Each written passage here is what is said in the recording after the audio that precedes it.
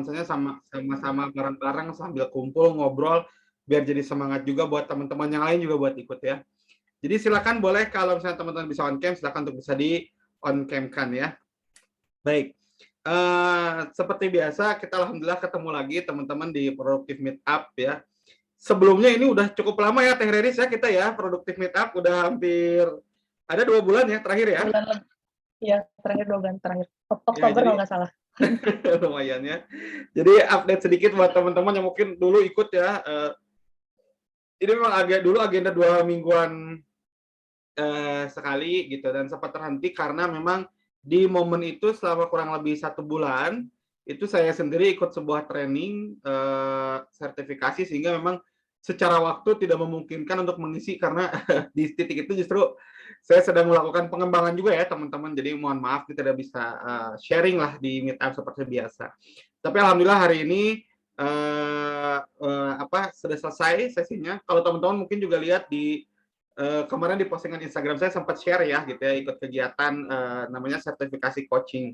Nanti kalau ada teman-teman yang juga penasaran mungkin ingin ngambil jalan sebagai seorang coach, nah nanti bisa ngobrol-ngobrol dulu sebelum nanti mungkin ikut trainingnya, siapa tahu ada yang pinginnya gitu ya, jadi jadi seorang coach gitu. Ini saya bukan promo coaching ya karena tidak ada affiliate atau apapun ya.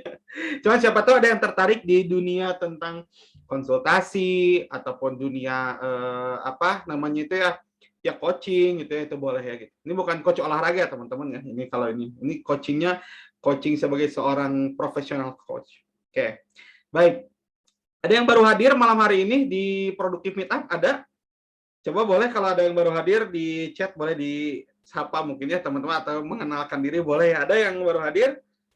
Nah, jadi insya Allah memang buat yang baru hadir, Produktif Meetup ini sesinya kurang lebih memang singkat ya 1 jam, karena kita memang konsepnya bukan sebuah kelas, bukan seminar gitu, enggak kok.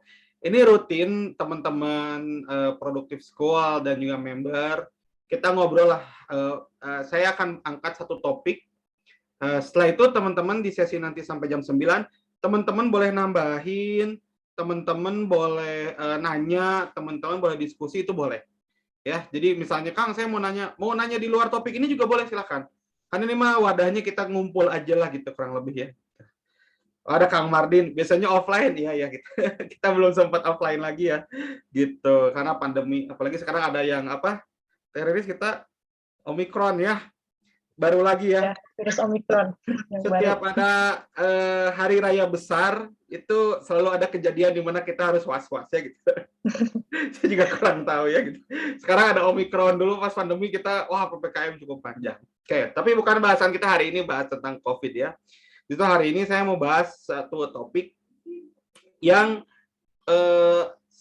ini kemarin saya temukan karena ada orang-orang yang sering curhat mengalami ini dan menurut saya ada sebuah akar masalah yang harus diubah sebenarnya dari setiap orang. Nah, bicara tentang namanya mindset. Oke, saya coba share screen ya.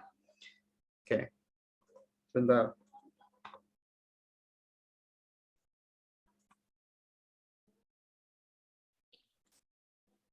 Biasanya JP ya Kang, ya benar Teh Riris ya. Biasanya kita kumpul di komunitas jomblo produktif, tapi apa ya yang terjadi kita harus begini ya gitu.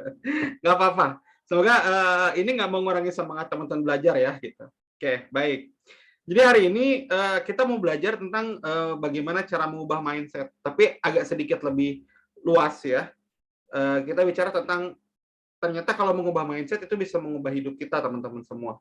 Nah ini topik yang mungkin jarang dibahas lah atau jarang ngeh ya gitu. Saya juga baru ngeh pas saya banyak belajar akhir-akhir ini. Oh iya, salah satu poin besar dalam perubahan hidup ternyata adalah perubahan mindset itu sebetulnya. Nah, jadi kayak gimana sih sebetulnya perubahan mindset ini? Nah, kita akan langsung mulai ya, teman-teman semua bahas ini. Awal mulanya, kenapa topik ini saya bahas? Karena beberapa waktu kemarin itu banyak yang curhat kayak gini. Kang, saya mau melakukan ini, tapi kok takut ya gitu. Kang, saya tuh merasa saya harus melakukan ini, tapi kok nggak berani gitu. Saya tuh kok takut mau nyoba sesuatu, mau mengambil langkah gitu. Atau saya ini udah tahu sebetulnya saya ini harusnya melakukan ini, tapi saya nggak berani buat ngambil itu gitu. Saya nggak berani untuk action. Atau juga seringkali kita ngerasa insecure, jadi minder, ngerasa diri ini remeh gitu ya. Ada nggak di sini teman-teman yang suka minderan kalau ketemu orang gitu ya, misalnya gitu, atau ngerasa apalah aku, kalau zaman dulu saya nggak tahu ya, kalau zaman dulu apalah aku ini hanya rembahan rengginang gitu ya. Kalau sekarang mah apalah aku remahan kremes, tapi udah memang enak ya gitu dicari gitu remahan kremes. Nah, jadi itu adalah sesuatu yang sering terjadi ya dalam diri kita ya gitu ya, mungkin di sekitar kita. Kayak kalau ketemu orang kok jadi minder ya, kayak nggak pede, nggak yakin begitu. Nah, ada orang belajar ikut kelas public speaking atau orang ikut kelas biar pede. Nah, tapi sebenarnya balik lagi ada poin penting kenapa orang mengalami ini dan ada poin penting bagaimana cara orang berubah sebetulnya. Begitu. Nah, itu yang akan kita bahas di kesempatan ini. Ya. Nah, maka kalau bicara tentang perubahan, kalau bicara tentang orang kenapa dia minder, ngerasa takut, kenapa dia punya sikap seperti itu, kenapa dia punya perilaku seperti itu, basicnya cuma satu sebetulnya, mindset-nya. Pola pikir ya gitu. Wah, apa nih Kang pola pikir itu gitu? Apa ini mindset ini? Kenapa bisa berpengaruh sangat besar dalam hidupnya? Kalau teman-teman pahami ya sebetulnya hidup itu kayak ikutan kelas, kayak ikutan misalnya training gitu ya, kayak sekarang kita sharing ini. Sebetulnya kan teman-teman kadang-kadang gini ya, kita ikutan kegiatan kayak gini nyari Kang solusinya apa nih Kang? Saya actionnya gimana nih gitu ya. Sebenarnya kalau ngejawab itu tuh gampang banget sebetulnya. Bahkan kayak misalnya orang datang ke saya, Kang solusinya apa kalau saya mau punya penghasilan? Mulai bisnis, saya bilang. Ya gimana Kang saya mulai bisnis dan lain-lain. Jadi setiap saya tanya, dia sangat pandai sekali untuk mencari alasan. Jadi dia sangat pandai untuk mencari alasan ya teman-teman semua. Jadi buat saya pribadi, oh berarti orang ini sangat rajin untuk mendefense dirinya gitu. Jadi dia punya mindset seperti itu pokoknya. Kalau dikasih solusi dia menolak. Nah, itu pola pikir. Oke. Nah, tapi kita nggak cuma bahas tentang makanya ubahlah pola pikir. Enggak. Saya mau teman-teman pahami dulu ya, teman-teman di sini kenapa mindset ini begitu penting. Saya ingin teman-teman memahami konsepnya kayak gimana sebetulnya. Nah, kalau kita, nah ini kan ada ya, nih saya kalau digambar teman-teman mungkin bisa lihat nih. Ini apa sih? Ini teman-teman ada yang bisa lihat? Ini apa ini tuh? Ini bukan rumahan Oreo ya. Ini bukan rumahan Oreo, ini bukan butiran debu ya. Kali ini adalah hui ya gitu ya, ubi ya gitu ya. Nah, kalau saya tanya bahan mentah ya, ubi kan bahan mentah ya teman-teman ya. Ubi itu kalau diolah kira-kira produknya bisa jadi apa aja menurut teman-teman semua? Ini kalau diolahnya dari ubi bisa jadi apa? Dan coba teman-teman tuliskan sebanyak mungkin yang teman-teman tahu ini ubi bisa jadi olahan apa. Kita coba bisa berapa banyak nih ya gitu ya. Gitu. Bisa nggak nyampe 10 ada contoh ya gitu ya. Kita lihat ada kolak 1, ada keripik singkong ya 2, terus ada ubi kopong. Kalau orang Bandung mah bawa ubi ya ada Cibadak ya mahal. Mahal karena di dekat rumah saya ada yang lebih murah gitu itu perbandingannya, tapi tetap enak. Ubi jadi plastik, wah gimana nih ubi jadi plastik? Saya nggak tahu prosesnya gimana, tapi jadi plastik, oke ya. Candil ya, biji salak ada perkedel ubi, oke. Cenil, oh cenil daerah mana ini Teh Amira ya cenil teh candil kan? Tepung buat kue ya, tepung apa namanya? Ada ya bahan kuenya dari singkong. Ubi kukus, getuk, kremes, ubi celembu, dibuat pure enak Kang, ditambah lauknya salmon buat karbonnya, bener ya jadi pure ya gitu ya. Oke. Jadi kalau teman-teman kita bahas ini sama nih ya, ini bahannya sama ubi, tapi ternyata jadinya banyak, produknya banyak macamnya. Mana nggak? Ini masih banyak ya, belum jadi comro kalau di Bandung, belum comro itu isinya oncom, kalau dikasih gula jadi misro itu beda lagi. Belum nanti kalau misalnya tadi ada keripik ya gitu, macam-macam beda-beda gitu. Jadi produknya banyak dari sebuah benda yang sama. Ya. Nah, Pertanyaannya, dari benda ini langsung berubah jadi produk nggak? Apa yang membedakan? Ya, apa yang membedakan? Ini bahan sama tapi produknya bisa beda. Apa yang bikin ini tuh bisa produknya jadi ubi kopong, jadi ubi berisi misalnya. Ada ubi kukus, ada ubi rebus ya gitu macam-macam. Apa yang membedakan antara membedakan dari bahan yang sama jadi hasil beda? Prosesnya benar. Ya. Jadi kalau teman-teman lihat ya, simple. Jadi pasti yang namanya benda itu sebelum jadi produk dia ada prosesnya, pengolahannya. Nah, kalau teman-teman lihat gambarnya kayak gini, ini adalah alur paling simple yang memang mudah untuk diterima oleh semua orang lah. Ini proses yang sangat proses pembuatan sebuah produk, ya hasil input masuk ke proses jadi output, ya. Ini pasti mudah lah teman-teman pahami ya, gitu ya. Input, proses, output, udah cuman itu aja sebetulnya. Input adalah bahannya, prosesnya ini cara ngolahnya gimana, akhir adalah output. Udah cuman itu doang. Prosesnya beda, maka outputnya beda. Benar ya? Kalau prosesnya sama, ya produknya juga bakal sama gitu. Nah, kalau produknya beda, berarti prosesnya beda. Gitu. Nah, ini kalau bicara ubi. Tapi kita hari ini nggak ngomongin ubi, teman-teman, karena ini bukan kelas masak. Ini kita belajar tentang mindset, benar nggak? Ya gitu. Tiba-tiba habis ini saya bahas sawi gitu ya, gitu enggak ya. Nah, proses ini input, proses, output itu juga terjadi pada manusia. Nah, kalau dalam manusia konsepnya begini sebetulnya. Input, proses dan output. Input adalah apa yang kita terima menggunakan indera yang kita miliki, ya. Gitu. Ada yang kita rasa dengan perasaan, ada yang kita rasa dengan rabaan, ada yang kita dengar, ada yang kita cium, ada yang kita ini kalau hidung cium istilahnya, tapi apa istilahnya? Ya dicium ya, benar ya gitu ya. Ada yang dilihat dengan kita itu input. Apa-apa yang ada di sekitar kita, realita yang terjadi ataupun yang kita dengar walaupun itu hoax atau apapun itu yang masuk ke dalam diri kita, itu input. Ya, itu input. Lalu dari input itu akan diproses dalam diri kita. Nah, cara kita mengolah itu sistem prosesnya disebut dengan sistem pengolahannya itu sangat bergantung pada mindset yang kita miliki. Nah, nanti kita bahas lebih detail ya. Dari mindset ini nanti akan jadi output. Nah, output yang kita bahas hari ini cuma dua, teman-teman. Action dan needs. Dah cuma itu. Action sama needs. Gitu ya. Oke, pelan-pelan ya. Jadi input, proses, output ini sama, gitu. Ya. Nah, kita bahas nih ya secara singkat. Nah, ini sebetulnya kalau kita bahas, kita kasih contoh ya. Kita kasih contoh. Ada inputnya seperti ini nih, inputnya ya, misalnya tuh ya. Ada orang, misalnya nilai ulangannya itu ada orang nilai ulangannya itu jelek. Ya, teman kita, sahabat kita, nilai ulangannya itu jelek, itu input tuh, ya.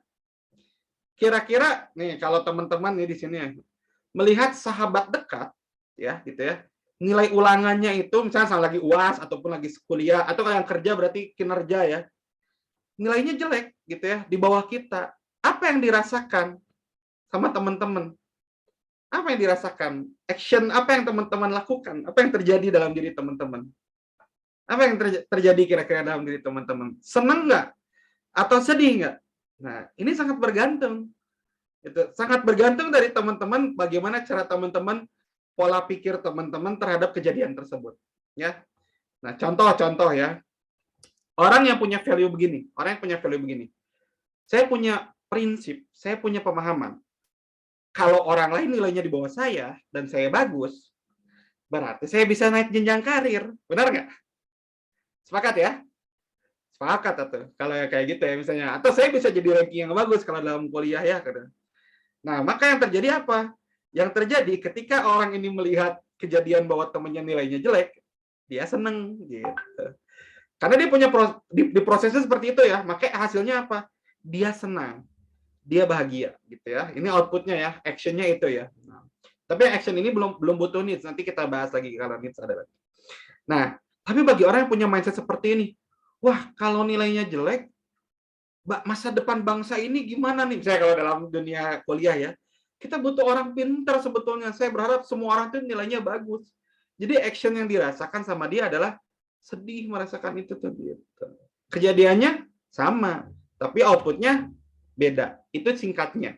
Nah, kita akan bahas lebih dalam ya tentang gimana sih ini perubahannya atau detailnya seperti apa. Saya akan coba bahas sedikit-sedikit. Nah, saya sebut proses ini singkatannya iman sebetulnya ya gitu.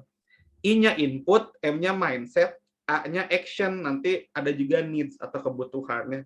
Jadi kalau saya bahas, cara mengubah hidup kita adalah dengan perhatikan iman Anda. Nah, gitu.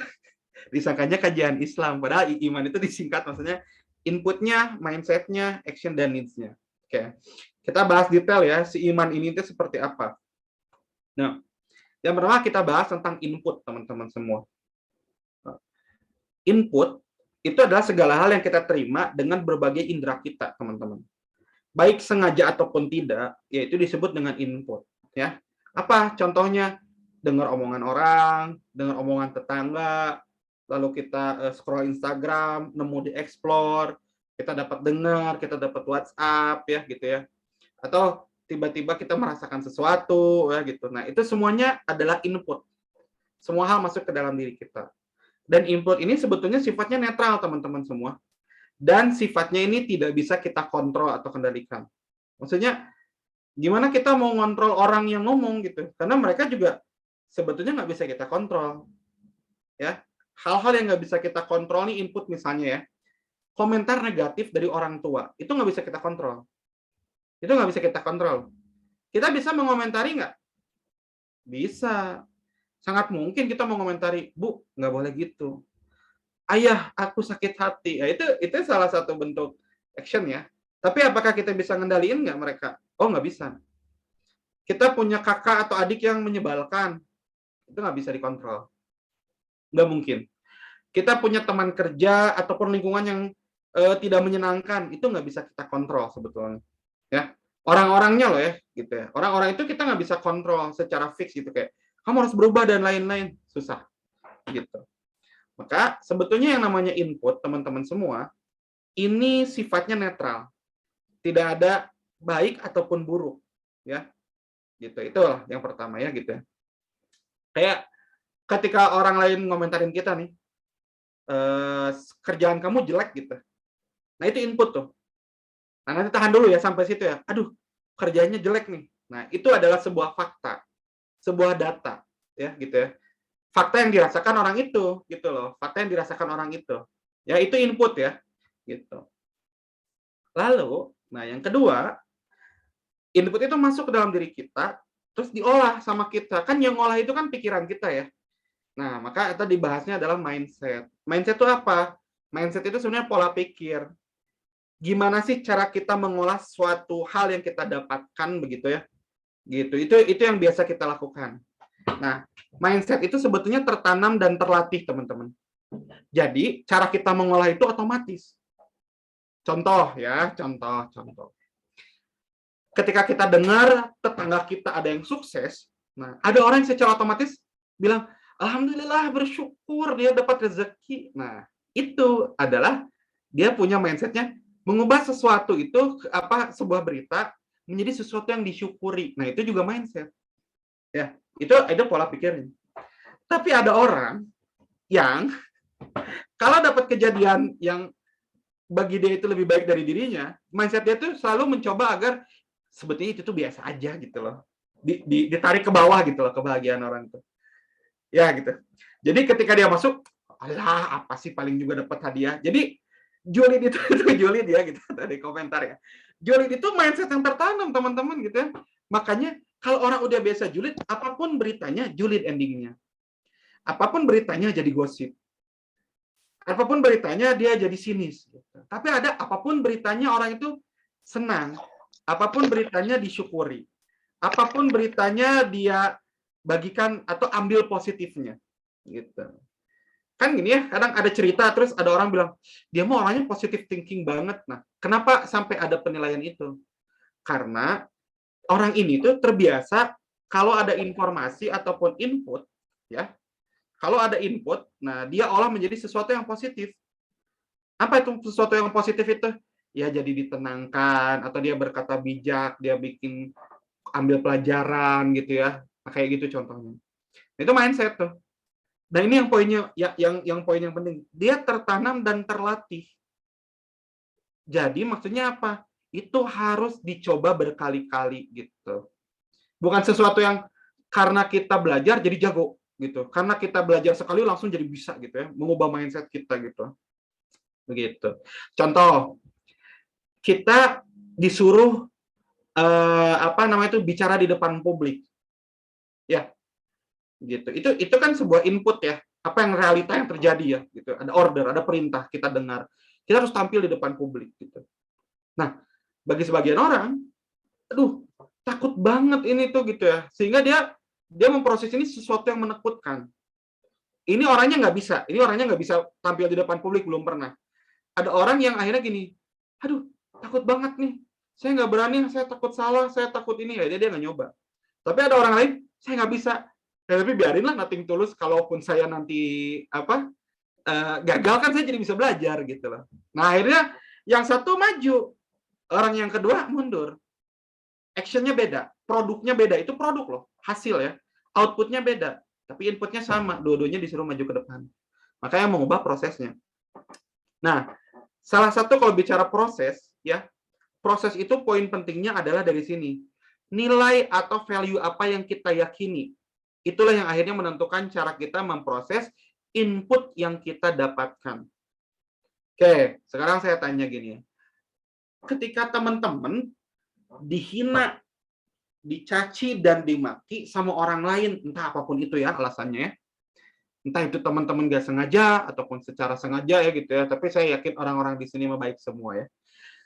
Teman-teman dihina atau dicaci atau dimaki, kira-kira apa yang teman-teman rasakan tuh kayak gimana? Dan outputnya apa yang teman-teman rasakan gitu? Marah? Itu emosi nggak atau gimana? Atau ngambek-ngambek gitu ya? Gitu. Nah, apa tuh yang teman-teman akan lakukan gitu? Oh, dulu kalau saya suka jadi kesel, jadi dendam. Jadi kayak saya tuh, kalau orang menghina tuh harus kita hina balik. Itu value. Ya. Kalau orang menghina kita harus hina balik. Itu value, itu nilai. Sama kayak ada orang ngajarin, kalau kita ditonjok, tonjok balik. Itu value. Lalu saya belajar sejarah Nabi. Kisah tentang dakwah di Taif ya gitu ya. Dakwah habis-habisan, tapi akhirnya dia ditolak, Nabi itu ditolak, dilempar batu oleh anak-anak dan oleh perempuan kan, sampai berdarah-darah gitu kan. Lalu yang Nabi lakukan adalah beliau akhirnya intinya ya gitu ya, intinya berdoa gitu. Karena kalau di dalam sejarahnya Nabi itu didatangi oleh malaikat penjaga gunung gitu, dan malaikat Jibril, terus kata malaikat itu bilang gini, Rasul, ya Muhammad gitu, kamu kalau mau ngebalikin kota tadi nih, maksudnya menghancurkan kota tadi, bisa nih, saya lagi bawa malaikat penjaga gunung gitu. Nah, kalau kita punya value, kejahatan dibalas kejahatan, gitu, atau gini, orang yang berbuat buruk ya harus dihancurkan. Kalau kita punya mindsetnya langsung seperti itu, maka pasti langsung tuh Rasul minta, langsung aja digulingkan gitu ya. Tapi Rasul waktu itu nggak gitu. Rasul berdoa, semoga dari tempat itu lahirlah orang yang baik gitu. Lahirlah orang baik dari generasi berikutnya. Dan ternyata kejadian memang kalau belajar sejarah ke depannya, ya kota Taif ini berperan besar gitu dalam perkembangan dakwah Islam. Nah, jadi dari situ saya punya value baru. Oh, ternyata nggak semua orang-orang yang berbuat jahat itu harus dibalas lagi dengan kejahatan. Karena bisa jadi suatu saat mereka berubah. Nah, saya punya value itu loh. Value itu masuk ke dalam diri saya, dan value itu akhirnya jadi cara saya memproses sesuatu. Ketika ada orang, misalnya ketika saya bikin konten di Instagram, terus dia nulis negatif, misalnya gitu ya. Nulis negatif itu berseberangan ya, misalnya gitu ya. Yang menurut saya ini bukan kritik membangun, bukan. Memang ingin menyerang aja yang pakai akun buzzer RP gitu misalnya gitu ya. Buat saya gitu, ya Allah saya doain semoga ini tuh jadi baik orangnya. Bukan kita marah-marah menjelekkan atau kita punya nafsu untuk bukan. Kenapa saya memilih action itu? Karena saya punya value yang saya yakini. Bahwa inilah yang benar gitu loh. Tapi kalau ada orang mau melakukan penyerangan, pembunuhan, ya saya nggak, ya Allah semoga dia menjadi baik. Enggak, karena itu value-nya beda lagi. Ini bela diri gitu, kasusnya gitu ya.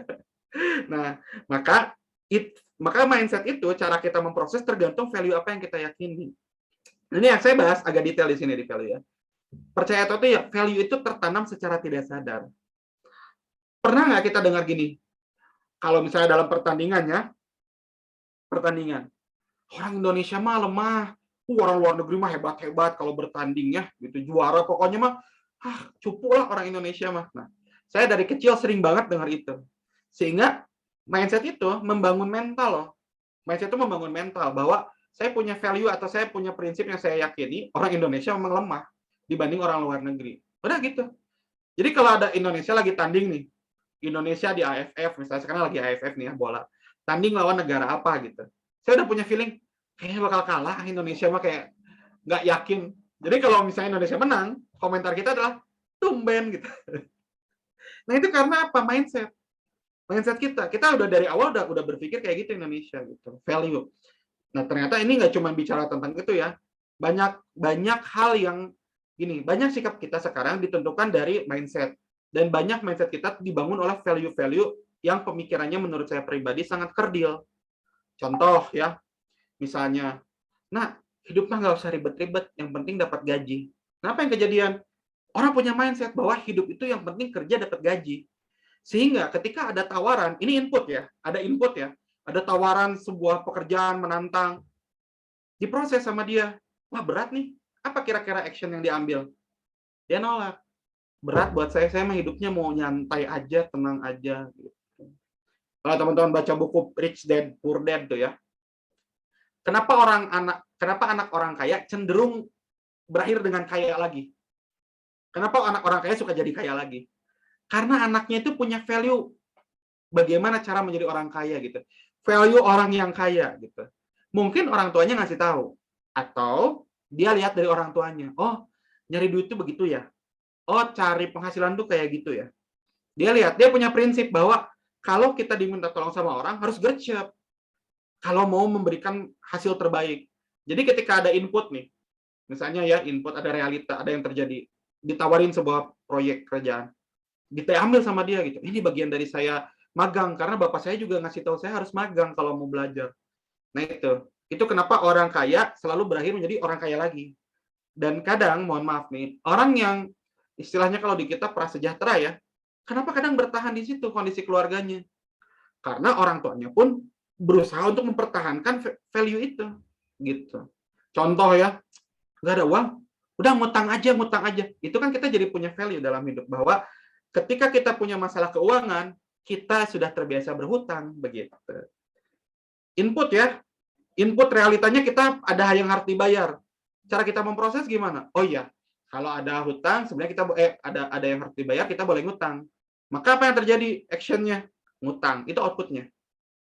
Kebutuhannya apa needs-nya? Saya butuh mencari saya butuh nyari pinjol. Nah itu kayak gitu contohnya. Itu needs, itu namanya kebutuhan. Saya butuh pinjol gitu. Nah itu contoh. Jadi mindset ini sangat bergantung dari value, apa ya, nilai atau value yang teman-teman yakini ya. Gitu. Dan mindset emang bisa kita kembangin, tapi perlu latihan. Jadi saya cerita nih kayak gini ya, gitu. Bahwa kalau kita misalnya, kalau kita punya ketemu orang yang berlaku buruk, kita harus memaafkan dan lain-lain. Teori mah gampang, cuap-cuap mah gampang. Ketika teman-teman praktek, berat loh itu. Makanya perlu latihan, gitu. Ya, gitu ya. Oke. Nah, tadi bahas mindset ya, itu kan bicara mindset. Sekarang lanjut ke action. Action adalah respon yang keluar setelah kita memproses input yang kita dapat, gitu. Jadi sebetulnya intinya cara kita ngolah input tadi, cara kita berpikir, itu akan sangat berpengaruh terhadap cara kita bersikap atau berperilaku. Ya gitu ya. Jadi kalau ada orang, aduh saya mah takut, saya nggak berani, berarti mindset-nya itu ada yang membawa dia melakukan itu. Aku mah, bapak saya emang cara ngomongnya memang begitu, menyakiti hati saya. Udah saya terima aja, saya diem, walaupun saya tidak suka. Nah, action-nya begitu ya. Berarti ada mindset, misalnya dia punya value bahwa kalau saya melawan orang tua bisa jadi durhaka dan lain-lain, semacam itulah. Jadi kalau mau mengubah action, ubah apanya? Mindset-nya. caranya kita berpikir. Next, ini needs namanya. Nah, apa sih needs itu? Nah, setiap action itu akan melahirkan sebuah kebutuhan, ya, untuk mewujudkan aksi atau sikap yang kita ambil. Contoh simpel. Taiwan di tahun 1980-an apa ya kalau nggak salah, Taiwan itu terkenal dengan kota sampah. Mereka mencoba berpikir ya, kalau sampah ini mau bersih, ya karena orangnya banyak yang buang sampah sembarangan, maka kita harus perbanyak tempat sampah. Berhasil nggak? Nggak berhasil. Lalu mereka berpikir, kayaknya yang harus diubah bukan itu deh. Kayaknya yang harus diubah adalah pola pemikiran orang terhadap sampah. Akhirnya, di sekolah itu diajarkan bagaimana cara pengolahan sampah. Butuh 20 tahun untuk mengubah itu. Apa yang terjadi? Setelah 20 tahun, orang-orang mulai berpikir bahwa kalau sampah itu nggak harus buang sembarangan, jangan. Ada caranya, harus diolah, harus dikelola, bersih. Nah, action-nya jadi berubah. Mindset berubah, action berubah. Nah, ini nih, saya bicara needs ya. Jika tahun 1980, Taiwan butuh banyak tempat sampah, ya. Kalau sekarang nggak butuh. Kenapa? Karena ternyata sampah itu jarang orang buang sembarangan, misalnya.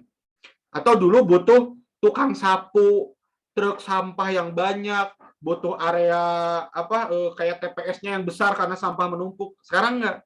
Yang dibutuhkan adalah bagaimana pengolahan sampahnya yang rapi, ya kan? Gitu ya. Mungkin produk-produk ataupun networking bagaimana yang pihak-pihak yang bisa mengelola sampah ini gitu. Itu yang dibutuhkan. Mindset berubah, action berubah, needs berubah, kebutuhan berubah. Nah, itu pun akan ada dalam hidup setiap orang ya, gitu. Hati-hati nih, misalnya hari ini coba lihat deh. Orang-orang yang butuh misalnya, saya mau beli handphone, butuh yang iPhone. Nah, itu kan needs kan? Action-nya tuh buat apa? Kenapa dia butuh iPhone gitu? Misalnya jadi biar saya tuh ikut gaul sama teman-teman atau dianggap keren gitu. Sangat mungkin. Oke, nah ini ada beberapa contohnya, teman-teman semua. Misalnya nih ya, ini karena waktu kita terbatas, jadi saya bahas singkat aja ya. Contoh misalnya gini, kita lihat teman sukses. Tadi saya sempat di awal ya bahas. Lihat teman suksesnya di Instagram gitu. Jalan-jalan keluar, ngumrohin keluarga, punya rumah, bisa kerja, waduh jalan-jalan, pokoknya sama keluarga mewah lah gitu ya. Apa yang dirasakan ketika teman dekat kita yang misalnya dulunya biasa aja atau setara, jadi sesukses itu? Ada yang actionnya jadi bersyukur, ada yang mendoakan, ada yang jadi julid, ada yang unfollow, ada yang di mute gitu ya, beda-beda ya. Actionnya beda, karena cara ngolahnya beda. Ada orang waktu lihat Atta Halilintar, dulu bilang gini, alah Atta Halilintar modal bikin video jadi gembel aja, bisa gitulah gitu ya, gitu. Gembel-gembelan, kalau saya mah nggak mau gitu. Cuma kalau saya berpikirnya beda. Saya berpikirnya gini, gila Atta Halilintar dengan bikin konten seperti itu, kok bisa followernya sebanyak itu? Sedangkan saya belum bisa. Apa yang Atta lakukan dan saya belum lakukan sehingga Atta bisa melejit lebih jauh gitu. Nah, itu kan mindset. Karena saya berlatih bahwa ketika ada satu kejadian, apa hikmah yang bisa saya ambil dan pelajaran apa yang bisa saya ambil? Seburuk apapun itu. Ya gitu ya, kejadian itu ya. Senegatif apapun yang orang-orang bicarakan. Nah, yang saya mindset saya adalah value yang saya yakini adalah setiap kejadian itu muncul di hadapan kita agar kita bisa belajar dari situ. Karena Allah menunjukkan sesuatu itu pasti dengan alasan. Termasuk gini, kita melihat rumah tangga konflik, entah itu rumah tangga teman, rumah tangga keluarga, orang tua, berkonflik. Apa yang terjadi? Sebagian orang kan berpikir, saya tidak mau nikah. Kalau saya nggak gitu. Lah, nikah kan harus sebagai muslim, ada value-nya. Tapi kenapa ada rumah tangga jadi negatif seperti ini? Maka yang saya lakukan adalah belajar. Apa yang mereka lakukan sehingga nanti suatu saat saya nggak boleh niru itu. Udah. Jadi kadang-kadang saya pelajari, saya nanya, saya ngobrol. Ini zaman dulu ya, gitu. Jadi kalau lihat rumah tangga yang konflik, buat saya adalah ya udah ini jadi pelajaran. Tidak jadi bahan gosip, tidak jadi produknya ya, outputnya itu tidak jadi bahan gunjingan, karena buat saya itu tidak terlalu penting. Tapi adalah apa pelajaran yang bisa diambil. Nah, itulah teman-teman sebetulnya bicara tentang mindset itu sendiri. Nah, ini terakhir ya. Karena kita bicara tentang change your mindset, change your life. Kalau teman-teman ingin mengubah hidup teman-teman, perilaku teman-teman, kayak Kok sekarang saya malas-malesan, saya ingin jadi lebih baik. Kok saya ngerasa sekarang takut, nggak berani ambil resiko. Kok sekarang hidup saya di sini aja titiknya, saya ingin berkembang lebih cepat. Nah, itu action. Maka yang harus dilakukan adalah mengubah mindset. Ada beberapa poinnya. Yang pertama adalah cari lingkungan dan input yang lebih positif. Ya. Kalau teman-teman ingin bisnisnya cepat, ya gabunglah ke komunitas bisnis. Banyak-banyaklah nonton konten-konten yang berkaitan dengan hal tersebut. Karena itu akan membangun value kita. Gitu. Ya. Saya meyakini kalau teman-teman gaulnya dengan orang yang nggak bisnis, lalu teman-teman berbisnis, mereka pasti punya mindsetnya, aduh jangan bisnis lah, capek banget gitu. Itu ada keluar itu mindset itu. Gitu loh. Lalu, bertanyalah pada orang-orang hebat. Definisi hebat ini maksud saya bukan sekedar keren ya, tapi dia ini sesuai dengan bidang yang teman-teman inginkan. Maksudnya tuh dia memang berpengalaman di situ. Kayak saya tuh senang sekali kalau misalnya ketemu seorang misalnya nih leader di perusahaan apa, saya nanya gitu. Kok berada di sini, apa dulu yang difikirkan bisa sampai sini tuh gitu? Apa alasannya gitu. Jadi kalau ketemu orang gede nih ya, kalau bertemu orang-orang yang keren, hebat, itu jangan ditanya teknisnya, jangan.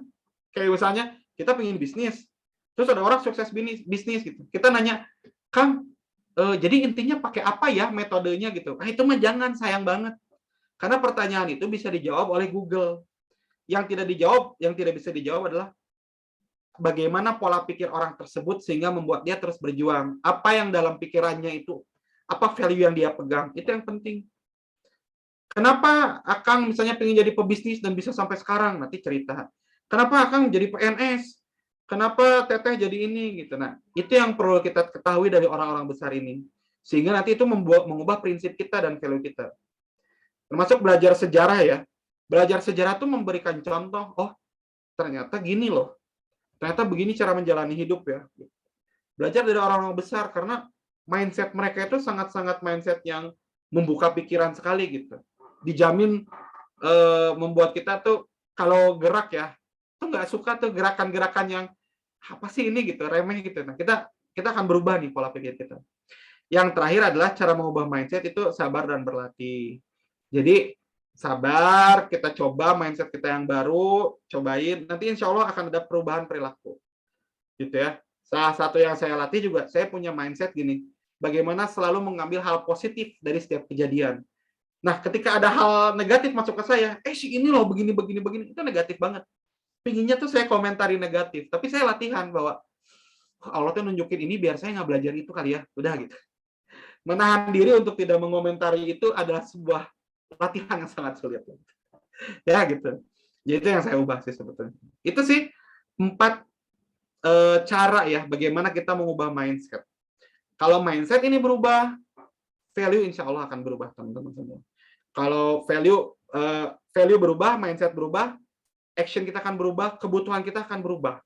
Ya, kebutuhan ini akan mempengaruhi finansial teman-teman, ekspektasi teman-teman, harapan teman-teman, action pun akan mempengaruhi kehidupan dan taraf kebahagiaan teman-teman. Gitu ya. Itu mungkin ya yang teman-teman yang bisa saya bagikan kepada teman-teman semua ya di sesi malam ini ya. Jadi good life start with a good mindset gitu. Oke. Itu mungkin yang mau saya share ya tentang mindset. Semoga teman-teman di sini juga bisa memahami ya bahwa oh ya kita harus ubah mindset ini nih gitu. Begitu kurang lebih sih. Oke, silakan saya kembalikan ke Teh Riris ya gitu ya. Nah, teman-teman kalau ada yang mau nanya, mau raise hand boleh ataupun di kolom chat juga boleh. Silakan. Oke, makasih banyak Kang Coki. Pemaparannya sangat-sangat good banget lah. Emangnya kan kalau misalnya kita mau berubah emang harus dimulai dari mindset dulu ya supaya Betul. apa ya? Supaya lebih ya menghasilkan yang good mindset gitu ya Kang. Oke, Betul. kalau teman-teman bagi yang mau cerita atau bertanya boleh ya, silakan. Boleh juga raise hand atau di kolom chat. Nah, jadi sambil nambahin dikit ya, Riris ya. Iya, boleh. Kan gini misalnya gini. Kita ikut kelas berpikir bahwa kelas itu akan mengubah hidup kita ya, ngasih solusi gitu. Poinnya bukan itu. Ketika ikut kelas itu para pengajarnya tuh membuat kita mindset kita yang baru, ngasih mindset kayak hidup tuh harusnya gini gini gini gini gini. Oh iya benar. Jadi kan kita ada mindset yang berubah ya. Ada prinsip kita yang berubah. Benar. Misalnya ikut kelas kesehatan. bener, kalau saya nggak sekarang gerak, saya nggak akan bugar, saya nggak akan sehat. Suatu saat saya akan kena penyakit. Nah, bukan jam berapa kita latihan kesehatannya, bukan kan? Intinya kan, tapi bahwa kita, Iya, iya. iya benar harus. Jadi itu yang kadang-kadang orang sebut dengan motivasi. Tapi poin intinya adalah value dan nilai yang apa yang kita pegang. Jadi itu yang kadang-kadang kita lupa. Itu juga hal yang penting maksudnya. Teknis penting, tapi value ini yang paling utama begitu. Itu kurang lebih, ini nambahin sedikit aja. Iya, ya. Berarti kalau misalnya kita udah mengikuti kelas sesuatu, berarti emang yang harus diambilnya bukan karena secara teknis ya Kang, tapi karena value yang diambil gitu, yang jadi prinsip kita buat diterapkan gitu ya. Betul, bukan hanya ya, bukan hanya metodenya aja gitu, tapi value-nya tuh, oh iya bener ya gitu. Jadi kadang saya suka seneng kalau ikut kelas terus si mentornya atau pengajarnya tuh menjelaskan sebuah konsep-konsep yang oh iya benar juga. Itu kebayang nggak sih? Iya ya benar juga. Merasa teramini gitu ya, tervalidasi ya kan? Ah iya benar, harusnya tuh iya benar gitu. Wow, ya. Oke, silakan. Ada yang udah nanya? Ada nih, dari Teh Hasani Hanzalah. Kalau pola asuh yang paling pola asuh yang mempengaruhi pola pikir ya? Atau gimana kan? Kalau berbicara pola asuh ya. Pola asuh ya yang paling mempengaruhi pola pikir. Sebetulnya kalau boleh dibilang ya, gitu. Saya juga belum melakukan penelitiannya, saya belum menemukannya. Tapi sepemahaman saya di titik sekarang, betul. Pola asuh itu berperan sangat besar, gitu ya. Karena kalau kita belajar misalnya di dunia parenting, itu peran ibu sangat berpengaruh, peran ayah sangat berpengaruh. Bahkan kalau kita belajar dalam ilmu parenting, gitu ya, ada dulu diskusikan tentang single mom ya. Lalu orang membahas tentang Maryam, Nabi Isa, gitu. Siti Maryam bilang bahwa oh itu ternyata Nabi itu single mom katanya. Berarti bisa bertahan dong sebagai single mom. Nah, ketika digali sejarahnya Nabi Isa, ya tidak ada ayahnya, tapi peran ayahnya diisi oleh Nabi Zakaria. Kebayang nggak maksudnya? Peran ayahnya tetap ada, yaitu adalah masih kerabatnya dari Siti Maryam, yaitulah Nabi Zakaria. Jadi apa? Itu nggak hilang. Ketika Nabi Muhammad pun orang tuanya nggak ada. Siapa yang menggantinya? Ada ibu persusuannya, ada kakeknya, ada neneknya, ada kakeknya, ada pamannya. Jadi apa istilahnya? Itu pun mereka ada peran itu. Maka benar kalau bicara tentang pola pikir, itu yang membentuk pola asuhnya salah satunya. Karena anak itu kan niru kan. Oh, ternyata gini jadi orang. Oh, ternyata begini gitu. Sehingga nanti itu akan tertanam dengan sendirinya begitu. Begitu kurang lebih. Memang betul kalau bicara tentang pola asuh begitu. Nah, cuman kalau misalnya di usia kita sekarang lalu merasa kita ingin mengubah pola pikir kita, sudah bukan saatnya kita menyalahkan pola asuh gitu. Di titik sekarang saatnya kita mencari tempat kita berkembang. Entah itu ikut komunitas, cari teman diskusi, cari lingkungan. Itu yang harus kita lakukan di titik sekarang. Begitu ya, Teh. Siapa tadi namanya? Teh Hasani ya, Hasani Hanzalah. Ya gitu ya. Betul ya, pola asuh. Makanya emang kalau bicara di keluarga nih pola dalam Islam nih ya misalnya yang saya pelajari ya gitu. Karena memang di Islam agak cukup dalam ya bahasa tentang keluarga. Itu selalu ada dialog antar keluarga. Itu untuk menjelaskan bahwa pola pikir seorang anak itu diturunkan dari orang tuanya. Dan dalam Quran paling yang menarik ya, itu semua dialog turun itu atau terjadi antara ayahnya kepada anaknya. Jadi ayahnya punya peran besar dalam membangun pola pikir keluarga dan juga membangun pola pikir anak begitu. Nah, itu nanti mungkin detail kita bahasan di kelas parenting kali ya. Nanti membuka ya. Cuman itu menarik sih, cuman memang benar pola pikir itu dibangun dari situ salah satunya. Ada lagi nih Kang dari Teh Sheila. Kang boleh jelasin tentang growth mindset dan fixed mindset? Oke, baik. Thank you. Ini sebetulnya Teh Sheila ya. Jadi mungkin nanti emang kita akan bahas sendiri ya topik ini sebetulnya ya di meet up sendiri. Karena ini topiknya cukup panjang. Nanti kita juga akan karena nanti ini belajar mindset, nanti kita coba habis ini bedain antara growth mindset dan fixed mindset. Intinya gini teman-teman, singkatnya ya. Growth mindset itu pola pikir. Jadi di dalam hidup itu ya, ini ada bahan yang sama, tapi orang akan keluar dengan output yang beda. Satu, dia akan mencoba ya, atau dia akhirnya mundur dari situ. Nah, intinya itu bukan berarti yang mencoba lebih baik ya, tapi pola pikirnya ada dua. Ada yang namanya growth mindset, ada fixed mindset. Fixed mindset itu biasanya secara umum dia itu merasa kayak, oh hidup itu ya udah segitu aja. Kalau kamu gagal ya udah selesai. Terus kalau bisa juga kamu jangan gagal gitu. Daripada gagal mending nggak nyoba. Terus yang kita pikirkan cuman misalnya ya gitu ya. Nilai, kalau misalnya kita dapat nilai jelek, ya udah sedih, ngedrop, down, akhirnya takut nyoba, nggak mau gagal. Itu fixed mindset secara singkatnya. Kalau growth mindset, dia intinya selalu mencari cara bagaimana untuk berkembang. Jadi, ada kejadian, dapat nilai jelek. Yang dia pikirkan adalah, oke, saya dapat kejadian nih. Ini kan netral ya. Input itu kan value, nilainya netral ya, bersifat netral ya. Saya dapat nilai jelek. Ini data. Data kalau saya ikutan sesuatu, ngerjain sesuatu jelek. Orang growth mindset itu berpikir, gimana caranya biar saya berkembang ke depan. Itu gitu. Jadi, dia selalu mencari cara bagaimana agar berkembang. Gitu loh. Wah, orang tua kamu ini ya konflik ya gitu ya misalnya teh. Nah, orang yang punya growth mindset bilang, "Iya, orang tua saya memang punya konflik sehingga saya berusaha untuk belajar dari mereka bagaimana caranya agar tidak berkonflik di masa depan." Udah selesai. Tidak ada ngobrolin orang tua kita, tidak ada kita menjelek-jelekan orang tua kita, itu growth mindset. Udah, karena hal itu nggak penting gitu loh yang obrolan-obrolan itu. Yang penting adalah gimana kita berkembang. Bedanya di situ ya. Begitu kurang lebih. Nanti bahas detailnya kita coba di topik berikutnya ya, produktif meetup berikutnya gitu. Itu ya Tesela ya.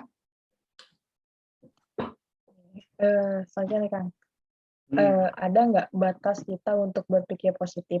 Apakah terlalu positif itu akan menjadi racun tersendiri untuk kita? Nah, bagaimana cara kita menyadari pikiran positif kita itu berdampak baik atau buruk untuk kita sendiri? Oke, baik. Bagus, pertanyaan bagus ya, Mutia ya. Apa batasannya kita berpikir positif ya, gitu ya. Dasar orang Sunda muter-muter, berpikir positif.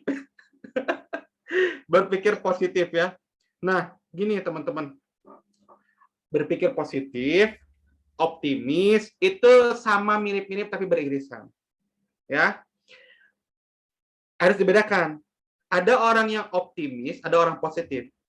Kalau orang berpikir positif, bukan berarti akhirnya segala hal yang ditawarkan dia ambil. Maju gitu, enggak juga. Contoh ya, saya pernah mencoba suatu hal. Dulu buat saya itu berat banget. Akhirnya saya cobain deh. Ketika saya coba, saya nggak mampu ternyata. Nggak bisa, saya nggak nyaman nyobain itu. Ditawarinlah lagi. Ditawarin lagi nih. Saya coba lagi. Tetap nggak mampu, nggak nyaman. Ditawarin lagi untuk kali ketiga. Mau nggak tawaran ini gitu. Nah, ini bedanya antara positif dan optimis ya. Kalau positif, gitu, berpikirnya carinya jalan yang lebih baik lah. Saya udah nyoba 2 kali. Saya lelah dengan percobaan 2 kali ini. Dan buat saya, benefitnya tidak terlalu banyak kalau saya coba gitu ya. Dan bagi saya juga harus menjaga diri saya sehingga kayaknya saya nggak lanjut deh di sini. Karena akan lebih baik bagi saya untuk mencoba hal lain. Begitu. Itu buat saya pribadi adalah langkah yang tepat. Itu langkah yang positif. Karena kita udah pernah nyoba 2 kali, data menyebutkan tidak cocok. Kalau orang optimis, mampu lah saya pasti bisa gitu. Pokoknya saya mampu gitu bisa. Sebenarnya tapi udah ngerasain 2 kali gitu, tapi dia masih merasa bisa gitu ya. Cobain lagi, boleh silakan.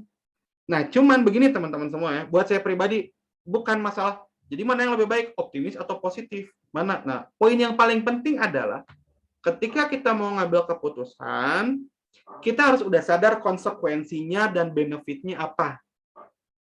Itu. Ini apa ya? Konsekuensinya kalau saya gini. Ini benefitnya apa kalau saya gini. Sehingga ketika kita mau ngambil keputusan, ini udah bukan lagi bicara tentang benefit, tidak bicara lagi tentang optimis, nggak bicara lagi tentang masalah positif dan lain-lain. Ini bicara tentang kita menganalisa pilihan. Dan itu pun perlu dilatih. Ya. Dan ketika saya bilang gini, setiap pilihan teman-teman harus difikirkan caranya gimana. Nah, itu harus jadi prinsip teman-teman. Jadi ketika teman-teman ada pilihan, baik itu pekerjaan atau apapun, teman-teman tuh melakukan itu ya gitu. Jadi meraba-raba ini apa benefit dan ininya gitu. Jadi sebetulnya buat saya pribadi ya gitu ya, positif itu batasannya agak apa ya, blur lah gitu ya. Berpikir positif itu karena kadang-kadang ini kita berpikir positif hasilnya bisa negatif, bisa nggak? Bisa aja suatu saat. Kita berpikir negatif hasilnya positif nggak? Bisa aja. Contohnya suudzon misalnya. kayaknya dia orang ini penjahat. Benar penjahat. Benar penjahat. Jadi kita yang nggak ada yang tahu. Saran saya mah daripada memikirkan positif negatif, nggak, kita konsekuensinya kita lihat benefit. Dia penampilannya gini gimana ya gitu ya. Aduh, baik atau enggak ya? Biar tenang, saya coba tanya ke orang yang kenal gitu. Nah, itu cari data tambahan. Itu akan lebih baik menurut saya. Sehingga kita punya metode menganalisa sesuatu sih. Begitu ya. Gitu. Jadi itu sih yang mungkin kalau buat saya batasan positif tuh di sana sih gitu ya. Nah, paling tambahan sedikit ya. Kenapa saya minta teman-teman menganalisa ya? Karena sebetulnya hasil itu tidak semuanya itu pakai feeling gitu. Hasil itu bisa dianalisa dengan data. Ya gitu ya.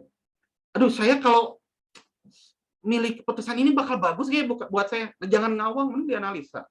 Banyak diskusi sama orang, cari tahu gitu. Itu akan lebih baik sehingga tidak ada istilah positif atau negatif kalau buat saya pribadi ya. Kalau kita sudah menganalisa, ya udah, itu keputusan yang bisa kita ambil. Apapun hasilnya, ya dinikmatilah gitu. Begitu ya kurang lebih ya. Semoga bisa memberikan gambaran untuk Teh Mutia. Ada apa tanggapan dari Teh Nur Halifah? Kang mindset tentang orang-orang sukses kebanyakan punya banyak privilege. Jadi banyak meme-meme tentang itu dipikir-pikir itu betul juga sih, tapi jadi pembenaran orang-orang kurang beruntung jika gagal gitu. Gimana nih komentar Kang Coki? Ya, Kang mindset tentang orang-orang sukses ya gitu ya. Buat saya bilang ya benar. Cuman yang kita nggak pikir adalah mereka memanfaatkan privilege itu. Gitu. Nah ini makanya coba baca memenya Bob Sadino. Bob Sadino bilang ada orang bisnis, dia bilang saya nggak punya modal katanya gitu ya. Saya nggak punya modal nih Om Bob gitu kan. Terus kata Bob Sadino bilang ini, kalau saya beli kaki kamu yang kiri 500 juta, cina, mau nggak dijual? Oh enggak dong. Yang kanan saya beli 500 juta, mau nggak? Oh enggak juga. Nah berarti kamu udah punya modal 1 miliar. Yuk pakai. Kepikiran nggak? Kepikiran nggak? Nggak kan? Itu kan privilege. Nggak semua orang punya kaki. Nggak semua orang dikasih kesempatan. Nggak semua orang diberikan waktu luang. Jadi itu privilege. Dimanfaatin nggak? Gitu. Kan gimana orang lain itu? Ya iya memang udah biarin aja gitu loh. Lah dia juga nggak mikirin kita gitu kan. Jadi maksud saya adalah kita harus punya value itu. Nah, saran saya kalau teman-teman akhirnya gini ya. Jadi pembenaran nih Kang buat orang-orang beruntung. Makanya sebetulnya kalau kita bicara tentang berkaca pada orang lain ya gitu. Kita harusnya berkaca pada orang tuh pada 3 poin. Saya belajar dari Kang Gesa Falugon ya, salah satu entrepreneur di ITB dulu yang bikin unit bisnis. Salah satu yang membuat dia besar gitu ya bisnisnya itu, dia selalu ngobrol sama 3 orang. Satu orang yang menurut dia hebat banget di atas dia gitu. Jadi pemikirannya beyond sehingga dia bisa belajar. Yang kedua adalah dia ngobrol dengan orang yang setara, bertukar value lah. Dan yang ketiga dia mencari orang yang menurut dia pribadi di bawah dia. Dan itu sangat personalized gitu ya. Saya tergantung dia sendiri. Jadi dia nanti ngobrol, dia mendapatkan apa insight-nya gitu ya. Gitu. Sehingga dia bisa menyimpulkan, oh saya dapat value dari 3 orang ini dan value mana yang paling saya inginkan gitu. Begitu. Jadi emang orang-orang yang ini ya, yang tadi ini karena berbicara tentang Kang orang sukses punya banyak privilege gitu ya. Jadi ada orang yang bikin pembenaran kalau kurang beruntung jika gagal ya itu value yang mereka pegang ya silakan gitu. Apa yang terjadi dengan hidupnya? Outputnya apa? Hidup mereka jadinya biasa-biasa saja atau mohon maaf jadi kurang. Kenapa? Karena yang mereka salahkan adalah orang lain punya privilege, saya tidak. Ya udah itu hidup mereka. Silakan dinikmati. Itu konsekuensi dari mindset yang teman-teman ambil. Begitu. Tapi saya tidak mau ngambil itu. Gitu. Selesai dari saya. Gitu ya Teh ya. Gitu. Kalau udah tahu ini kita jangan ngikutin orang. Kang ini jamnya udah jam 9 ya. Tapi pertanyaannya masih banyak ini. Mau dilanjut atau gimana Kang? Oke. Ini ada berapa pertanyaan lagi? 1, 2, 3, 4, 5 ya, gitu ya? Ya, lumayan. Oke. Baik, saya coba bahas mungkin singkat-singkat aja saya bahas ya, nggak apa-apa ya? Boleh ya, gitu ya. Kita coba sampai maksimal 9.15 ya, gitu ya. Jadi mohon maaf nggak bisa saya extend karena ada agenda meeting lagi ternyata setelah ini ya, kawan-kawan semua, mohon maaf ya. gitu. Jadi sebenarnya kalau kosong saya extend ya gitu ya. Gitu. Moderator mau extend juga boleh. Sampai jam 12 extend. Moderator kelimpungan. Oke. Jadi kita bahas gak apa-apa, kita bahas singkat ya, boleh nih. Siapa lagi nih kira-kira? Dari kayak Teh Dewi deh. Bagus Uh, pertanyaannya. Saya bacain ya, Kang. boleh silakan. Apa value yang bisa diambil dari orang yang suka kepo sama orang lain untuk digibahin lagi ke orang lain? Ada tips dan trik kah cara menghadapi orang seperti ini? Good dan grow mindset itu dipengaruhi lingkungan gak ya? Oke, baik. Nah, saya bahas singkat nih. Value yang diambil dari orang yang suka kepo sama orang lain untuk digibahin lagi ke orang lain apa? Buat saya mah menarik melihat orang kepo. Berarti apa? Dia bisa mencari info orang begitu cepat dan tepat gitu. Itu yang harus kita pelajari ya gitu. Gimana pentingnya buat apa nih? Kalau nanti mau nikah, lihat mertua kan, wah dikepoin gimana caranya? Itu harus dipelajarin. Mau bisnis, calon klien dilihat caranya, metodenya, belajar dari situ aja. Gitu ya. Cuman balik lagi, apa outputnya? Orang ini outputnya gibah. Output kita bukan itu. Output kita itu harusnya lebih ke belajar dari pelajaran hidup orang. Itu. Gitu. Ambil yang positifnya gitu, tinggalin yang negatifnya. Nah, ada tips and triknya cara menghadapi orang seperti ini. Ya dilewati saja udah selesai. lagi ngajak gibah, izin aja keluar gitu ya. Gitu. Gak usah ragu loh. Apa yang ditakuti gitu dari meninggalkan gibah ya? Ngomong bla bla bla. Lebih hebat kalau teman-teman mampu membelokkan obrolan ini gitu. Oh lagi gibah, tapi kan orang itu dipikir-pikir ada hal positifnya juga loh, nah itu bisa gitu. Ah kamu mau tidak membela saya, udah tinggalin berarti. Oh ini mah memang forum gibahnya mencari kesalahan. Forum gibah ini memang berencana membuka pintu neraka. Kejamnya tuh begitu ya. Forum gibah ini berusaha untuk memakan bangkai saudara sendiri, udah tinggalkan gitu. Jangan gitu, jangan ikut-ikutan, udah biarin, tinggalkan ya gitu ya. Nggak apa-apa. Wah nanti kita digibahin kan, ya udah gitu, biarkan gitu ya. Gitu. Apa jalan kebaikan itu butuh pengorbanan ya. Dibenci itu salah satu bentuk pengorbanan teman-teman ya. Gitu. Dibenci orang yang tidak benar maksudnya gitu. Oke. Good and grow mindset itu dipengaruhi lingkungan nggak ya? Dipengaruhi ya. Tadi saya sudah bahas sedikit tentang pola pengasuhan. Jadi pola pengasuhan, pertemanan, lingkungan gaul, sekolah itu jadi salah satu bentuk bagaimana kita membangun, mencari value dan itu akhirnya membentuk mindset kita begitu Pak. Oke, begitu ya Teh Dewi ya, gitu. Silakan lanjut boleh. Oke, selanjutnya dari Kang Effendi.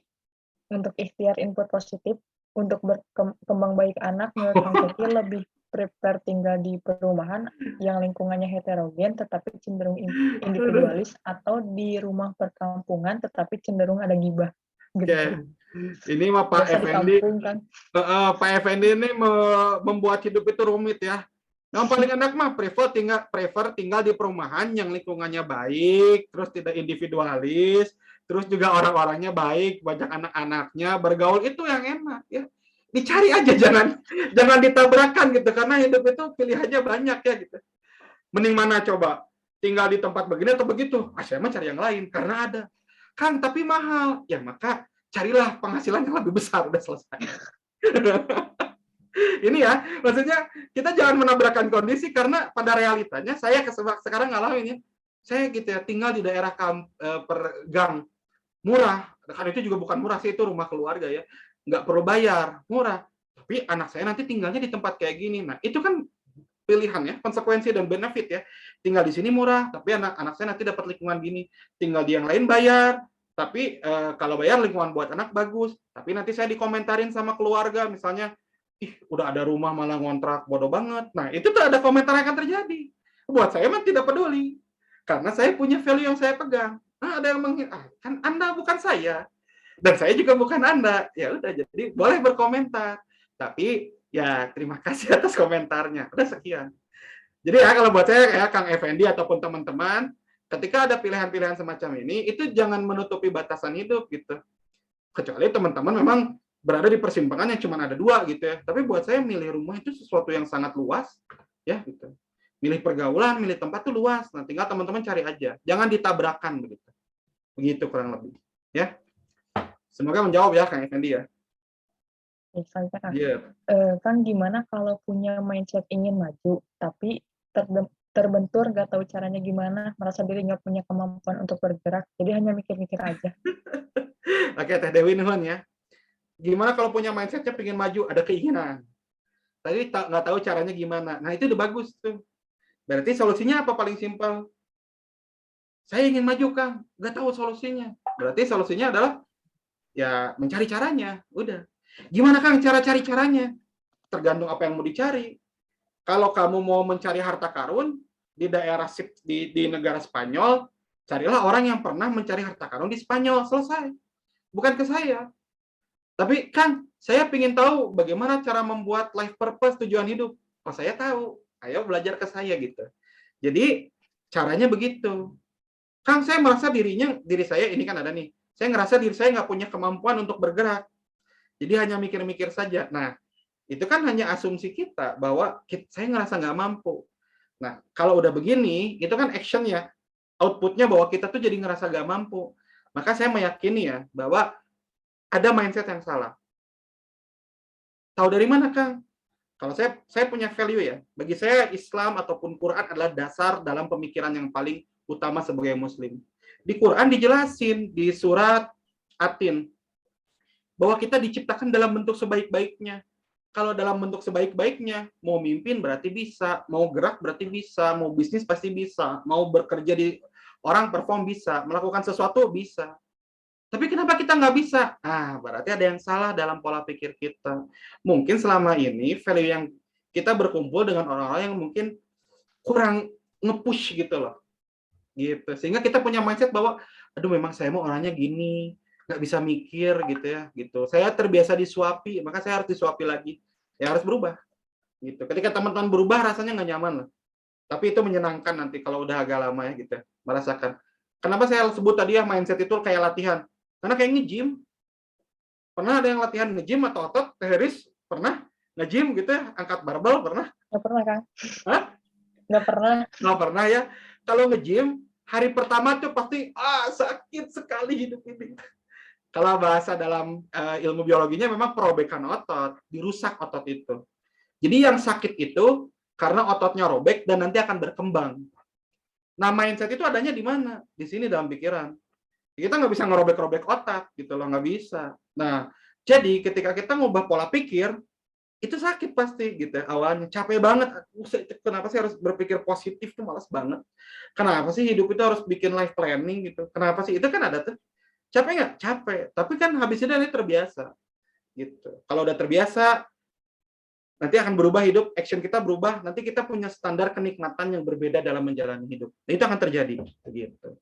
Gitu ya Teh Dewi ya. Oh, ini sama-sama Dewi. Cuman ini Akhirawati, beda sedikit. Dari Teh Umu Konsa. Ya. Betul ya. Kami izin bertanya, apabila lingkungan kita memang ada nilai yang berbeda, cara paling bijak bagaimana, Kang? Mencari lingkungan baru atau mentoleransi ya, Kang? Di sisi lain, terkadang lelah karena lingkungannya kurang mendukung. Oke. Baik, ini menarik ya. Kalau lingkungannya punya nilai beda, ini tergantung lingkungannya apa. Ada lingkungan yang bisa dijauhi, ada yang lingkungan yang memang hanya dibatasi. Kalau keluarga konteksnya tidak bisa dijauhi ya. Apalagi kita sebagai anak punya konsep berbakti. Jadi kalau ini, itu harus dibatasi aja. Contoh dibatasi gimana? Kita tahu tidak semua perkataan orang tua harus kita terima, harus kita jadikan sebuah perintah, itu kayak gitu. Ya. Contoh misalnya, di keluarga ada value yang ditanamkan. Kan misalnya berkata begini ya di keluarga besar. Kalau karir tuh PNS yang terbaik udah. Penghasilannya gini. Itu kan mereka sedang bukan perintah, tapi yang saya tangkap adalah mengajarkan sebuah value. Lelah saya tuh misalnya mendapatkan itu ya, tapi ya kita nggak usah keluar dari sini. Jadi saya batasi. Cara batasnya gimana? Saya cerita bahwa wah saya kurang sepakat bla bla bla bla bla bla bla bla bla bla misalnya begitu dengan cara yang baik gitu. Atau kalau tidak suka begitu ya udah cukup ya nanti doain aja gitu ya, semoga itu yang terbaik. Gitu-gitu aja dibatasi. Tapi kalau bisa ditinggalkan, tinggalkan misalnya ya gitu ya. Misalnya tempat teman nongkrong dulu nyaman nongkrong sama orang ini, tapi sekarang berubah. Kita misalnya hijrah misalnya. Nggak nyaman, bisa ditinggalin, bisa-bisa aja gitu. Nah, ada yang ketiga. kita bertahan untuk bahasa kalau di teman-teman kita mah didakwahi lah, dikasih tahu yang benar gimana, itu pun bisa. Jadi begitu sebenarnya cara paling bijak mah sebetulnya kalau saya boleh bilang, ketika ada orang punya value yang berbeda, nilai berbeda, tugas kita adalah mengarahkan mereka kepada nilai yang lebih baik, begitu.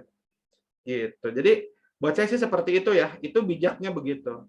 Aduh, tapi capek kan gitu ya, dengerinnya aja capek, apalagi ngasih tahu. Ya sudah, kalau memang belum pada fase untuk ngasih tahu, cukup dibatasi aja, begitu. Itu sih yang bisa dilakukan ya.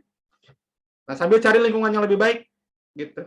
Kita harus punya lingkungan yang mengapresiasi kita atas value yang kita ambil atau nilai yang kita pegang. Itu harus punya kita, begitu. Yang terakhir nih Kang. Ya, terakhir nih. Apa value bisa membuat gak percaya diri? Bisa aja sudah punya value tertentu, tapi minder kalau ketemu value lain, gak terbuka gitu. Oke, baik ya, bisa.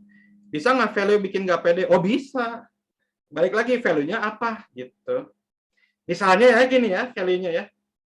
Kita berada di keluarga yang memang bukan, misalnya keluarga kita bukan leader, orang biasa saja, masyarakat umum gitu ya, gitu. Terus kita lihat orang tua kita tuh nggak megang, nggak ngelit gitu ya. Gitu. Terus kalau ngobrol tuh kayak cerita orang tua kita terhadap kita, ya keluarga, aduh ibu bapak mah orang kecil nah gitu ya. Itu value kan? Saya mah dari kampung, saya itu orang yang kalah kalau lawan orang kota mah, itu value lah, ditangkap. Ketika kita ketemu orang lain, mereka sharing value, kita nggak pede. Karena value itu sudah tertanam dalam diri kita bahwa kita orang kampung, kita orang nggak biasa aja gitu loh. Tertanam. Tiba-tiba ketemu, misalnya ya, siapa Rizna penemu yang nulis buku, aduh yang itu teh Apple yang dari Malang itu loh, gitu loh, yang ke London tuh saya lupa deh, yang filmnya Ihsan tuh, ada yang tahu nggak? Yang dia dari orang kampung, dari kota Malang, terus dia akhirnya kuliah gitu kan di IPB kalau nggak salah, karena dia jadi sukses ke London gitu. Nah kalau orang kampungnya tadi saya ceritain, ketemu beliau, dia akan punya insight, oh ternyata orang kampung juga bisa sehebat ini ya. Ternyata nggak seperti yang orang tua saya bilang. Berubah nggak value-nya? Berubah.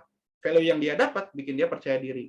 Maka itu kenapa saya bilang, salah satu cara mengubah mindset, itu mengubah value. Bagaimana cara mengubah value? Belajarlah dari orang-orang besar, berada di lingkungan-lingkungan yang tepat dan positif. Karena itu akan mengubah pola pikir kita, mengubah cara kita berpikir, dan action kita akan berubah. Begitu. Karena kan yang namanya nggak pede mah, nggak nyaman kan, kita ngerasain nggak pede, maka harusnya kita berpikir gimana caranya biar saya pede ya gitu. Nah itu yang sebetulnya harus kita cari, begitu kurang lebih. Itu Riz, kurang lebih. Oke, sudah selesai ya.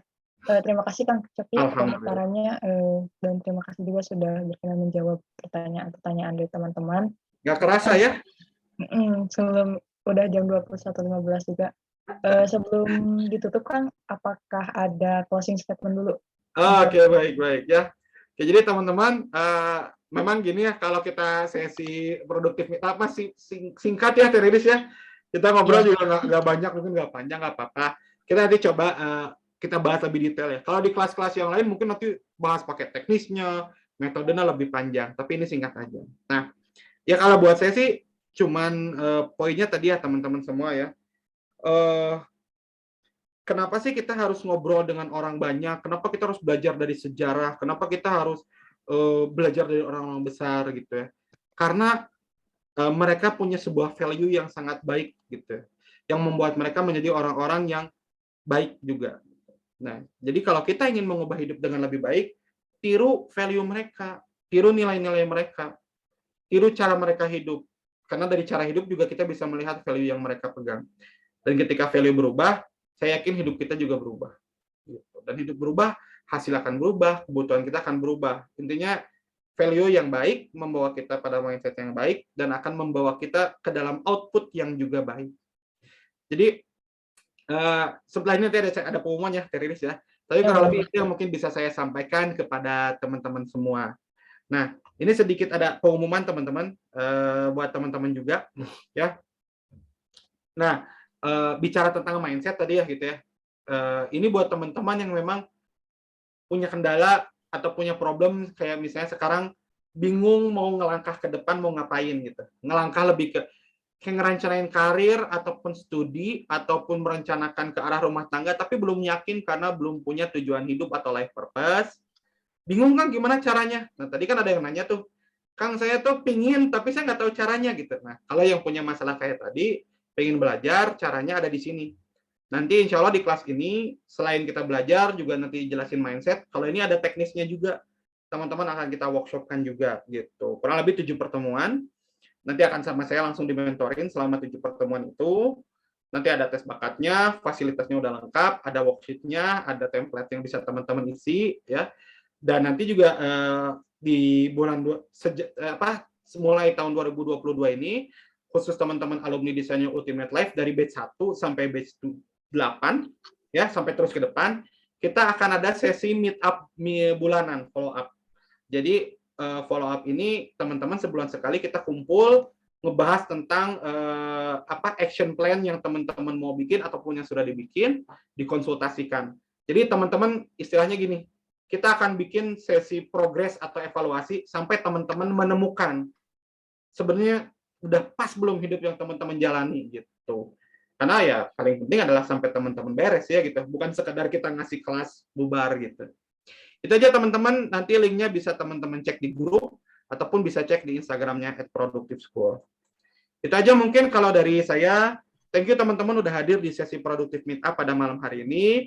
Insya Allah juga nanti di 2022 nanti kita mau buka kesempatan teman-teman untuk bisa gabung sebagai tim di Productive School, terutama untuk bantu di Productive Meetup seperti ini ya, karena juga kita dan Teh Riris ya, kita tim Productive School juga butuh teman-teman yang mungkin ingin belajar sambil berkontribusi di bidang ini, dan insya Allah nanti kita akan buka kesempatan dan semoga teman-teman juga ada yang berminat untuk gabung. Terima kasih mungkin untuk malam hari ini saya kembalikan ke Teh Riris ya Teh. Semangat Teh Riris. Ya, hatur nuhun Kang Coki, sekali lagi sangat menarik ya materinya tentang mindset ini, dan terima kasih juga kepada teman-teman yang sudah hadir, mau meluangkan waktunya malam-malam gitu, karena malam-malam buat istirahat gitu, tapi ini diluangkan untuk belajar gitu. Semoga ilmunya berkah gitu. Mohon maaf kalau saya sebagai moderator malam ini banyak kesalahan, mohon dimaklumi. Sampai bertemu di lain kesempatan, dan kalau mau tertarik bergabung jadi tim produk meetup ini, boleh ya nanti dikabarin di grup Telegram, nanti akan ada info dan pengumuman lainnya. Oke, terima kasih banyak. Mohon maaf apabila ada kesalahan. Punten, lupa. Kita foto dulu. Coba ada yang kurang ternyata. Oke teman-teman, sebelum kita mau muat magang teh ya ini ya. baru udah malam. Nanti kalau kita Kang Rizal bisa joinnya Jal gitu ya. Kita butuh buat jadi moderator, jadi tim gitu ya. Boleh ya gitu ya. Jadi teman diskusi, kita nyari topik-topik ya. Boleh dinyalakan kameranya teman-teman. Boleh ya. Oh, cek teman-teman. Aduh ini udah udah beres make up kan udah dicuci. Gak apa-apa, nggak usah make up, kan ada efek-efek kan. Sekarang udah canggih zoom-nya. Oh gitu, oh benar. Efek di maksimal auto ya gitu ya. Ini juga cuma pakai efek doang Kang. Oh gitu, ya Allah, pantesan. Saya kira pakai ilahi ya. Sok boleh tuh. Mana gimana udah pada ready? Oke, siap. Udah ya, udah dinyalain. Oke, nggak apa-apa kalau yang nggak bisa on cam. Yang bisa on cam aja ya. Oke, siap. Ya. Bentar.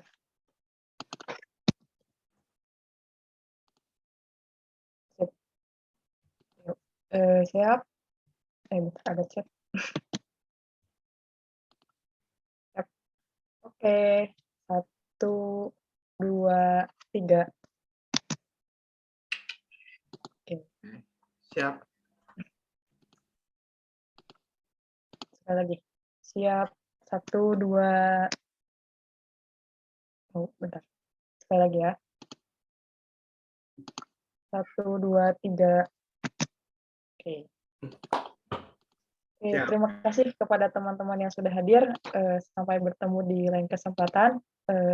Saya pamit undur diri. Wassalamualaikum warahmatullahi wabarakatuh. Waalaikumsalam. Nun Teh Riris, teman-teman ya yang sudah hadir. Sampai jumpa di kesempatan berikutnya, teman. Pamit mundur ya. Ya, Kang.